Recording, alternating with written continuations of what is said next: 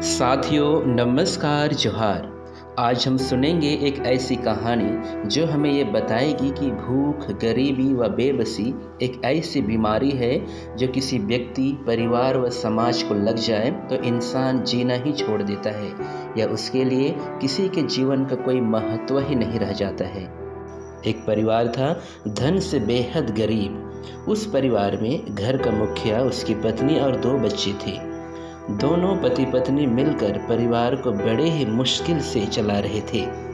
यूँ कहें जैसे तैसे अपना जीवन घसीट रहे थे। एक बार घर का मुखिया बीमार हो गया और बदनसीबी देखो, वह बीमारी उससे जाने का नाम ही नहीं ले रहा था।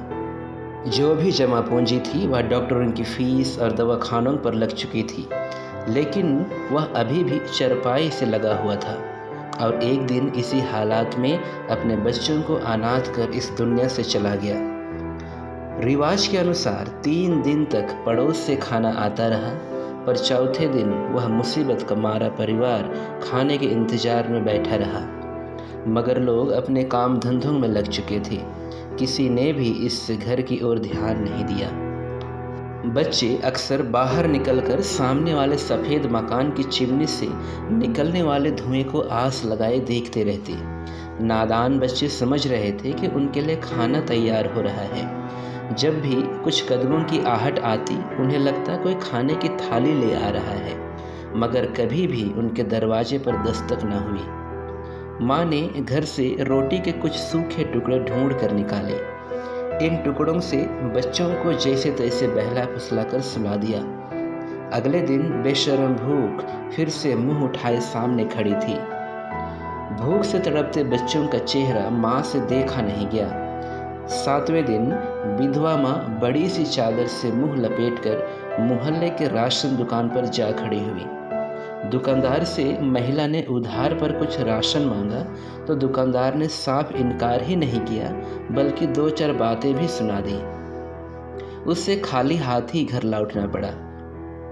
एक तो बाप के मरने से अनाथ होने का दुख, और ऊपर से लगातार भूख से तड़पने के कारण उसके 7 साल के बेटे की हिम्मत जवाब दे गई और वह बुखार से पीड़ित होकर चरपाई पर पड़ गया। बेटे के लिए दवा कहाँ से लाती, खाने तक का तो ठिकाना था नहीं। तीनों घर के एक कोने में सिमटे पड़े थे। माँ बुखार से आग बने बेटे के सिर पर पानी की पट्टियाँ रख रही थी, जबकि 5 साल की छोटी बहन अपने छोटे हाथों से भाई के पैर दबा रही थी। अचानक वह उठी, माँ के कान से मुंह लगाकर बोली, माँ, भाई कब मरेगा? माँ के दिल पर तो मानो जैसे तीर चल गया। तड़प कर उसे छाती से लिपटा लिया और पूछा, मेरी बच्ची, तुम ऐसा क्या कह रही हो? बच्ची मासूमियत से बोली, माँ, भाई मरेगा तो लोग खाना देने आएंगे ना।